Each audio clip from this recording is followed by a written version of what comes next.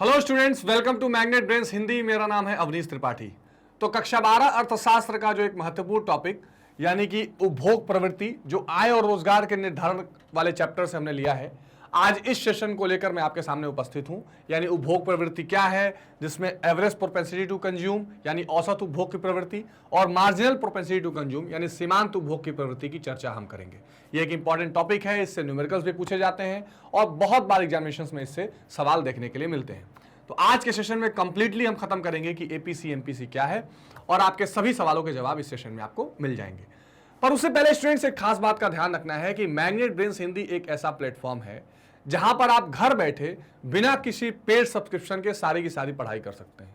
यानी यहां आपको किसी तरीके के 10 या 20% चैप्टर कंप्लीट करने के बाद सब्सक्रिप्शन लेने के लिए नहीं कहा जाएगा, पैसा इन्वेस्ट करने के लिए नहीं कहा जाएगा। आप किसी स्टेट बोर्ड से पढ़ाई कर रहे हो या सीबीएसई बोर्ड से पढ़ाई कर रहे हो, आपकी सारी की सारी शिक्षा बिल्कुल निःशुल्क कहां प्रोवाइड की जाती है, मैग्नेट ब्रेन्स हिंदी पर प्रोवाइड की जाती है। तो स्टूडेंट्स इस बात को ज्यादा से ज्यादा शेयर करिए, अपने दिमाग में रखिए, सबको बताइए और मैग्नेट ब्रेन्स हिंदी पर निःशुल्क शिक्षा का पूरा लाभ उठाइए। तो आइए इसी के साथ स्टार्ट करते हैं आज का ये इंपॉर्टेंट सेशन और देखते हैं कि उपभोग की प्रवृत्ति क्या है और उपभोग की प्रवृत्ति के भाग क्या है। देखिए, प्रवृत्ति जो शब्द होती है ना, ये प्रवृत्ति जो शब्द है ये कहीं ना कहीं आपकी आदतों से संबंधित होती है। यानी जैसे हम कहते हैं ना कि किसी को सच बोलने की प्रवृत्ति है, किसी को झूठ बोलने की प्रवृत्ति है, किसी को ज्यादा खर्च करने की प्रवृत्ति है, किसी को बचत करने की प्रवृत्ति यानी आदत है। तो जब हम उपभोग प्रवृत्ति की बात करते हैं तो कहीं ना कहीं हम कंज्यूमर बिहेवियर की भी बात कर रहे होते हैं। मतलब ये कि आय का कितना हिस्सा या आय का क्या अंश आप उपभोग करने को तैयार है। This is called a propensity to consume, है ना। जैसे अभी हमने पहले सेशंस में बचत फलन के बारे में देखा और उसमें ये चर्चा की कि बचत और आय का एक संबंध है और आय का कुछ हिस्सा कंजम्पशन में जाता है और आय का कुछ हिस्सा बचत में जाता है। तो हमने उपभोग फलन की चर्चा भी की थी। तो उपभोग और आय में एक संबंध है। अब उपभोग और आय में बिल्कुल प्रत्यक्ष संबंध है। जिस तरह से उपभोग बढ़ती है आय बढ़ती है, उस तरह से उपभोग बढ़ता है। लेकिन वो उपभोग बढ़ने के पीछे कुछ कारण भी है और वो कारण ये उपभोग प्रवृत्ति है। यानी वास्तव में आप आय बढ़ने से कितना और कंजम्पशन करना चाह रहे हैं, है ना। या ऐसा तो नहीं है कि आप आय बढ़ने से ज्यादा बचत करना चाह रहे हैं। तो उपभोग प्रवृत्ति जो है वो ये दर्शाता है कि आय का जो भाग उपभोग में प्रयोग किया जाएगा उसे किन्स ने उपभोग प्रवृत्ति का नाम दिया है। यानी कितना हिस्सा आप आय का अपने कंजम्पशन के लिए देने को तैयार है। How much you are willing to spend the part of income which you are earning. ठीक, this is called a propensity to consume, है ना। तत्परता भी इसे कहा जाता है, उपभोग की तत्परता। प्रोफेसर केन्स ने उपभोग प्रवृत्ति की जो व्याख्या की है उसे उपभोग का मनोवैज्ञानिक नियम भी कहा गया है, यानी साइकोलॉजिकल लॉ ऑफ कंजम्पशन भी कहा गया। अब मनोवैज्ञानिक नियम क्यों कहा गया है? यहां पर कोई आर्थिक गतिविधि काम नहीं कर रही है, यहां पे कोई इकोनॉमिक यूनिट काम नहीं कर रहा है, यहां पे साइकोलॉजिकल यूनिट काम कर रहा है। यानी भाई देखो, आपकी इनकम तो बढ़ा दी गई है, now it depends upon you कि आप कितना खर्च करना चाह रहे हैं। क्या आप खर्च करना चाह रहे हैं या बचत करना चाह रहे हैं? This is up to you. इसीलिए साइकोलॉजिकल नियम कहा गया है। अब साइकोलॉजिकल नियम इसलिए भी कहा गया है कि कई बार साइकोलॉजी के साथ खेलकर ये उपभोग को बढ़ाने का प्रयास कर दिया जाता है। जैसे ब्रांडिंग हो गई, पैकेजिंग हो गई, आपकी जरूरत दिखा दी जाएगी कि आपको ये जरूरत है, तो आप हो सकता है ज्यादा खर्च करने लगे। कई बार ऐसा भी होता है कि गवर्नमेंट और मॉनेटरी अथॉरिटीज की पॉलिसीज की वजह से भी आप ज्यादा खर्च करने लगते हैं।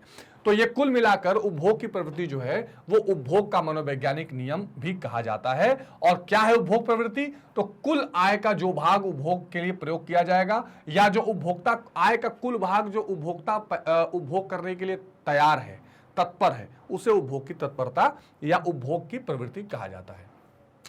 अब देखिए, उपभोग की प्रवृत्ति के कुछ क्या है, अपनी विशेषताएं हैं। क्या विशेषताएं हैं?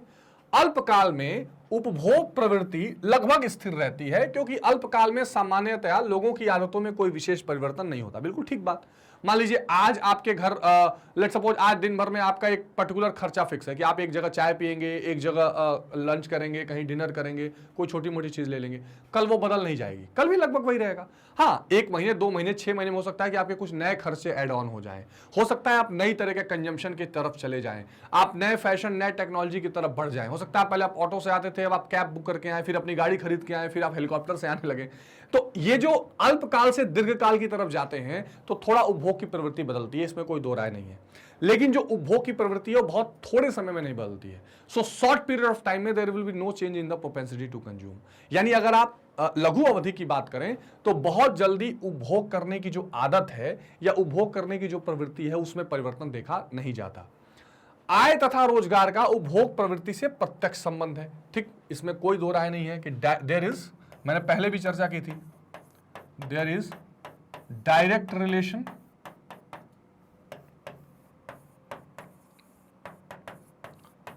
there is direct relationship between consumption and Y यानी इनकम। ठीक, इनकम को Y से डिनोट करते हैं। तो जो आय का स्तर है या जो रोजगार का स्तर है वो उपभोग की प्रवृत्ति को प्रत्यक्ष रूप से प्रभावित करेगा। यानी अगर आपका आय बढ़ता जा रहा है तो आपके अंदर ज्यादा उपभोग करने की जो तत्परता है या प्रवृत्ति है वो अपने आप डेवलप होती चली जाएगी, वो अपने आप विकसित होती चली जाएगी, उसमें कहीं कोई दो राय नहीं है। लेकिन आपका अगर आय ही कम है, रोजगार का स्तर कम है, तो आप क्या उपभोग करेंगे? जाहिर सी बात है आप अपने कंजम्पशन को डाउन करते चले जाएंगे। तो आय तथा रोजगार का उपभोग प्रवृत्ति के साथ प्रत्यक्ष संबंध रहता है। ये दो कैरेक्टरिस्टिक्स आपको प्रोपेंसिटी टू कंज्यूम या उपभोग प्रवृत्ति के बारे में जरूर ध्यान रखने चाहिए। अब आते हैं सबसे इंपॉर्टेंट टॉपिक की तरफ कि उपभोग प्रवृत्ति के दो प्रकार होते हैं। एक औसत उपभोग प्रवृत्ति जिसको कहते हैं एपीसी, और एक सीमांत उपभोग प्रवृत्ति जिसको कहते हैं एमपीसी। ठीक, यानी average propensity to consume, marginal propensity to consume. ठीक है, अब देखिए ये जो दोनों उपभोग की प्रवृत्तियां हैं ये इस चैप्टर का बहुत इंपॉर्टेंट पार्ट है। न सिर्फ इस चैप्टर के उपभोग के कंसेप्ट को समझने के लिए बल्कि न्यूमेरिकल पॉइंट ऑफ व्यू से भी। इससे छोटे मोटे कई सारे सवाल आते हैं। ये एमपीसी तो कई जगह यूज होता है, जब हम गुणक और मल्टीप्लायर पढ़ेंगे वहां भी इस्तेमाल होगा। अब औसत उपभोग प्रवृत्ति कुछ नहीं है, ये सीधे सीधे आय और उपभोग का औसत है। सीधे सीधे औसत है कि भाई आपकी आय कितनी है, उपभोग आप कितना कर रहे हैं, उसका औसत क्या आ रहा है। आय का कितना रेशियो में आप उपभोग करते चले जा रहे हैं, ये औसत उपभोग की प्रवृत्ति है। सीमांत उपभोग की प्रवृत्ति है जिसका फॉर्मूला होता है delta C by delta Y. ठीक, इसका फॉर्मूला तो सिंपल सी बाई वाई होता है। कंजम्पशन को इनकम से डिवाइड कर दीजिए। यहां क्या होता है, delta C by delta Y होता है। मतलब जब आपकी आय में परिवर्तन हो रहा है तो उस सापेक्ष में आपके उपभोग में कितना परिवर्तन हो रहा है। This is very important. यहां पर तो आपने पूरा औसत निकाल दिया इकट्ठे, लेकिन यहां आपको बताना है कि सीमांत जहां शब्द लगा होता है ना, वहां एडिशनल शब्द आ जाता है। कोई भी आप चीज देख लीजिए, सीमांत उपयोगिता आपने पढ़ी होगी, मार्जिनल यूटिलिटी, तो क्या कह रहे थे, जब हम एक अतिरिक्त इकाई का उपभोग करते हैं तो क्या उपयोगिता मिलती है। सीमांत उत्पादन आपने पढ़ा होगा, जब एक अतिरिक्त इकाई लगाते हैं फैक्टर ऑफ प्रोडक्शन का तो कितना प्रोडक्शन हो रहा है। सीमांत आगम यानी कि मार्जिनल रेवेन्यू आपने पढ़ा था कि जब हम एक अतिरिक्त वस्तु को बेचते हैं तो कितना रेवेन्यू में चेंज हुआ है ना। तो सीमांत जहां भी लगा होगा इसका मतलब ये होगा कि अब एडिशनल इनकम या अतिरिक्त इनकम जब बढ़ी है तो कंजम्पशन में क्या चेंज आया है, ये हम कहते हैं मार्जिनल प्रोपेंसिटी टू कंज्यूम। ठीक, अब आइए देखते हैं। तो औसत उपभोग की प्रवृत्ति क्या है। औसत उपभोग प्रवृत्ति किसी निश्चित अवधि में कुल उपभोग व्यय और कुल आय के बीच का अनुपात होती है। तो लेट सपोज अगर मान लीजिए आय जो है वो 50 है, ठीक, और आपका जो उपभोग है वो कितना है, वो लेट सपोज 2 है, ठीक, या मान लीजिए 20 है। तो अब आप क्या करेंगे, C अपॉन में Y, तो 20 अपॉन 50 कर देंगे। ठीक, तो ये पॉइंट लग गया, 0 हो गया तो 4, तो ये आंसर क्या आ जाएगा 0.4। तो ये जो उपभोग और आय का औसत है किसी निश्चित समय में, इसको हम औसत उपभोग की प्रवृत्ति कहते हैं। This is called average propensity to consume, यानी जो इनकम का स्तर है और उपभोग का स्तर है उसके बीच का औसत। ठीक है, दोबारा समझिए, औसत उपभोग प्रवृत्ति एपीसी किसी निश्चित अवधि में कुल उपभोग व्यय और कुल आय के बीच का अनुपात होती है। कोई डाउट नहीं है, ठीक है, क्लियर है। फॉर्मूला क्या हमने बताया, C इक्वल्स टू वाई, जो उपभोग व्यय है और जो Y यानी कि जो आय है। आगे इसको देखेंगे, ठीक है। अब सूत्र के रूप में औसत उपभोग प्रवृत्ति को निम्न प्रकार से देखा जा सकता है। क्या, औसत उपभोग प्रवृत्ति यानी average propensity to consume is equal to कुल उपभोग व्यय डिवाइडेड बाय कुल आय, यानी APC equals to C by Y, जो आप ये देख रहे हैं। तो C बाई वाई का मतलब कंजम्पशन को आप इनकम से डिवाइड कर दीजिए। ठीक है, कोई डाउट नहीं है। बहुत आराम से तसल्ली से समझते हुए चलिए, क्योंकि ये पॉइंट्स बहुत काम आने वाले हैं और ये पॉइंट का इस्तेमाल बहुत होने वाला है। ठीक है जी, चलिए आगे देखते हैं। अब देखिए उपभोग, हाँ ठीक है, अब ये देखिए आय और उपभोग के बीच का ये रिलेशनशिप आपको समझाया गया है। अब ये जो आय और उपभोग के बीच का जो रिलेशनशिप है, इसमें आपको यह दिखाया जा रहा है कि एपीसी का जो कैलकुलेशन है वो आय और उपभोग के डिवीजन के साथ किया जाएगा। कैसे?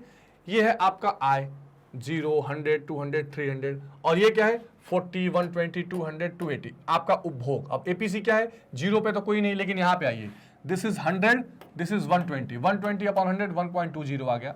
ठीक है, हालांकि जनरली वो 1 से ऊपर नहीं जाएगा, केवल कैलकुलेशन मोड में आप इसको समझ लीजिए।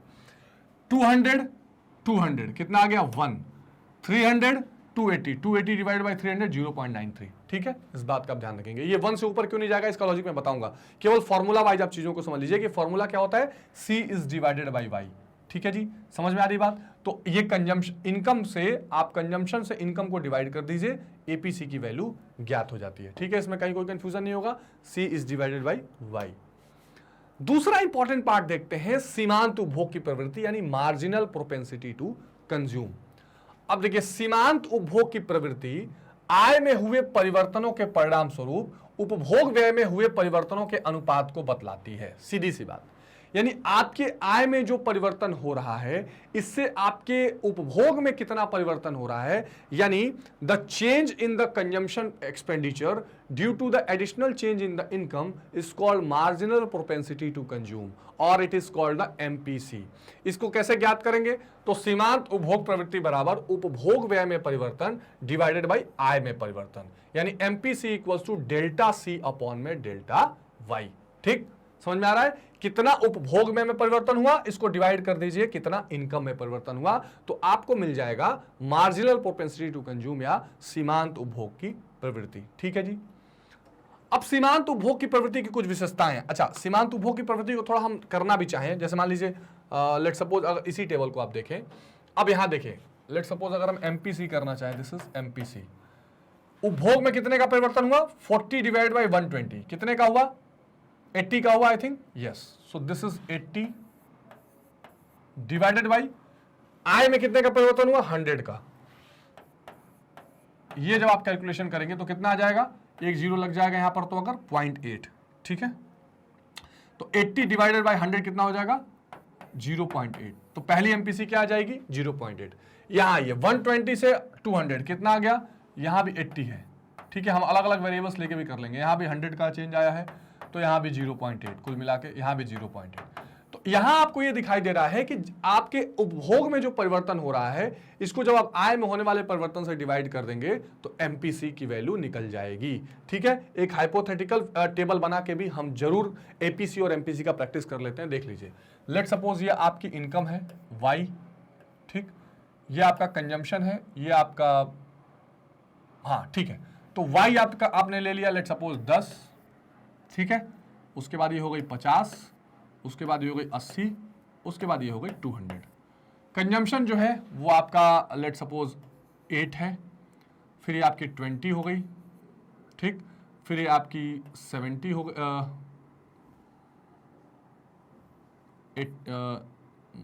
इसको आप 40 मान लीजिए, ठीक है, और इसको आप मान लीजिए 100। अब देखिए ध्यान से, this is your income, this is your consumption. ठीक है, अब दो चीजें हमें निकालनी है, एक APC average propensity to consume और एक MPC marginal propensity to consume. APC का फॉर्मूला क्या होता है? तो एपीसी का फॉर्मूला आप साथ में लिख सकते हैं, this will be C by Y and this will be delta C by delta Y. तो सी बाई वाई का मतलब कंजम्पशन और इनकम का एवरेज। तो यहां क्या हो जाएगा? 8 डिवाइडेड बाई 10, ठीक, इक्वल्स टू क्या आ जाएगा? 0.8। ठीक है, होगा ना 8 डिवाइडेड बाई 10, गलती तो नहीं हो रही है? हाँ ठीक है, यहां पर 20 डिवाइडेड बाई 50, कैलकुलेशंस जरूर चेक कर लेना आप। तो यहां पे क्या हो जाएगा? एक पॉइंट लग जाएगा, तो 5 चौका, हाँ ठीक है, 0.4 हो जाएगा। यहां पर 40 डिवाइडेड बाई 80, ठीक, इक्वल्स टू क्या हो जाएगा? एक पॉइंट लग जाएगा, तो ये 8 पचे 40, 0.5। ठीक, फिर कह रहा हूं कैलकुलेशन चेक कर लेंगे आप, I have no calculator right now. तो ये कंजम्पशन 100 डिवाइडेड बाई 200, 0.5, ठीक है, 2 पंजे 10। ये आपका क्या निकला? एपीसी की वैल्यू निकली। कैसे? कंजम्पशन को आपने डिवाइड किया इनकम से। अब आइए एमपीसी की तरफ। अब पहले वाले पे तो डैश हो जाएगा क्योंकि ऊपर कितना था तो चेंज आपको नहीं पता है, क्योंकि यहाँ पे क्या निकालते हैं, कंजम्पशन में कितने का चेंज हुआ और इनकम में कितने का चेंज हुआ। तो ऊपर कुछ नहीं है, हमको ये भी नहीं पता यूनिट कहां से, अगर जैसे मान लीजिए इसको 1 2 3 4, ठीक, अगर यहां से लेते हैं इसको 0 यूनिट मान लेते हैं अगर, तो भी हम मान लेंगे कि कंजम्पशन का जो है वो 8 अगर चेंज हुआ होगा तो इनकम 0 थी कि नहीं, इसका कोई पता नहीं है, इसलिए इसको हम क्या कर लेंगे, अभी फिलहाल छोड़ते हैं। उसको भी कंडीशन में समझाऊंगा कि कैसे, जब अगर ऊपर की यूनिट्स दी रहेंगी तो कैसे करना है। तो एमपीसी यहां क्या करेंगे आप, लेट सपोज दूसरा क्या है, 8 से 20 हो गया, 8 से 20 यानी कंजम्पशन में कितने का चेंज हुआ, 12 का, 12 का, डिवाइडेड बाई यहां कितना चेंज हुआ, ये 8 से 20 हुआ है 12 का, यहां पे कितने का चेंज हुआ है 40 का, तो 40/12 अगर आप इसको डिवाइड करना चाहें, ठीक है, तो पॉइंट लगा देंगे 4.3, ठीक है, 4 3 12, तो यहां आ जाएगा कितना 0.3। यहां आइए 20 से ये 40, कंजम्पशन में चेंज कितने का हुआ है 20 का, तो यहां रख लीजिए 20। इनकम में चेंज कितने का हुआ है 50 से 80 30 का, तो 30/20 कितना हो जाएगा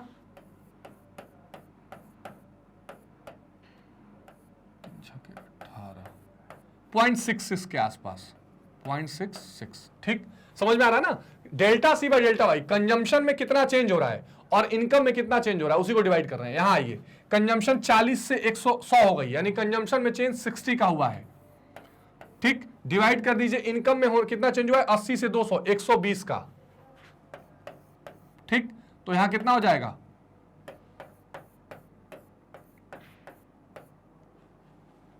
0.5, ठीक, 0.5 आ जाएगा, तो 0.3 0.66 0.5, ठीक। अगर मैं आपको केवल आंसर्स दिखाऊं तो भी आप इजीली समझ सकते हैं। लेट्स सपोज अगर मैं ये सारे डिवीजन मिटा देता हूं तो भी आप क्लियरली देखिए ये आपका आंसर होगा, ठीक है, 0.66 0.5। ये कैसे आया, तो ये बिल्कुल क्लियर है कि कैसे आया। यहां पर आपने क्या किया, यहां पर आपने c बाई वाई कर दिया है, यहां पर delta c by delta Y किया है। इस तरह आपको टेबल्स कंप्लीट करने हैं, इस तरह टेबल एग्जामिनेशंस में आपको दिए जाएंगे करने के लिए कि आप इसको फिलफुल करिए या इसको कैलकुलेशन करिए। तो ये इंपॉर्टेंट है कि मार्जिनल प्रोपेंसिटी टू कंज्यूम क्या है, एवरेज प्रोपेंसिटी टू कंज्यूम क्या है, ये आपको क्लियरली समझ में आना चाहिए, ठीक है। अब सीमांत उपभोग की प्रवृत्ति की जो विशेषताएं हैं उसको समझ लीजिए।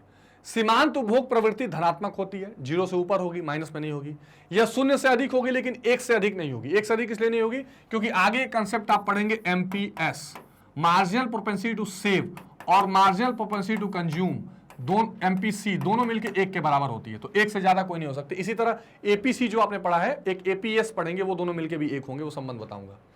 सामान्यतः दीर्घकाल में सीमांत उपभोग प्रवृत्ति स्थिर रहती है। निर्धनों के सीमांत उपभोग प्रवृत्ति धनी वर्ग की अपेक्षा अधिक होती है। क्यों, देखिए कंजम्पशन में होने वाले चेंज की बात की जा रही है ना, तो जो थोड़े गरीब लोग होते हैं उनकी इनकम बढ़ती है तो तमाम आवश्यकताएं मुंह बाय खड़ी रहती हैं, वो तुरंत उसको ज्यादा कंजम्पशन करने लगते हैं। और अमीर लोगों की आवश्यकता एक हद तक पूरी हो चुकी होती है, वो बहुत ज्यादा इनकम में चेंज होने से बहुत ज्यादा कंजम्पशन में चेंज नहीं करते हैं। असामान्य स्थितियों में जैसे अत्यधिक स्फीति की दशा में सीमांत उपभोग प्रवृत्ति अधिक हो सकती है। बहुत महंगाई अगर हो जाए तो सीमांत उपभोग प्रवृत्ति की कंडीशन चेंज हो सकती है, बाकी नॉर्मल कंडीशन में बहुत चेंज नहीं होती है। अब देखिए सीमांत उपभोग प्रवृत्ति का भी आप एक कैलकुलेशन का टेबल यहाँ पे देख सकते हैं। 80 ये डेल्टा सी यहाँ पर दिखाई दे रहा है आपको, कितना कंजम्पशन में चेंज हो रहा है, ठीक, और ये आपको डेल्टा, हाँ ये कंजम्पशन है, ये चेंज इन इनकम है, मतलब ये पहले इनकम है तो आय में कितने का परिवर्तन हुआ ये है, ये उपभोग है और आय में कितने का परिवर्तन है यहाँ पर आप क्लियरली दे सकते हैं। फिर इस डेल्टा सी को डेल्टा वाई से डिवाइड किया गया है और ये आपको 0.80 का आंसर आया हुआ है, ठीक। फॉर्मूला यही होगा delta C by delta Y, इस बात को आप बिल्कुल ध्यान रखेंगे। यानी कंजम्पशन में कितने का चेंज हो रहा है और उपभोग इनकम में कितने का चेंज हो रहा है, इस तरह का टेबल बना के भी आप इसका कैलकुलेशन कर सकते हैं। This is formula for you, इसमें कहीं कोई कंफ्यूजन नहीं होनी चाहिए, अभी मैंने आपको डिटेल में समझाया है, ठीक। फिर से समझ लीजिए, जैसे आय 100 200 300 हुई है तो आय में जो चेंज है वो 100 का हो रहा है, देख रहे हैं आप, पहले 100 से 0 100 का चेंज ही आय में हो रहा है। उपभोग 40 120 200 280 हुआ है, तो जो उपभोग में चेंज है वो 80 का हो रहा है। बस अब इस उपभोग में जो चेंज है उसको आय में होने वाले चेंज से डिवाइड कर दीजिए, 80/100 80/100 80/100, इट इज 0.8 0.8 0.8, ठीक, क्लियर। चलिए अब औसत उपभोग प्रवृत्ति और सीमांत उपभोग प्रवृत्ति में क्या संबंध है। So there is a relationship between APC and MPC, ध्यान से समझिए।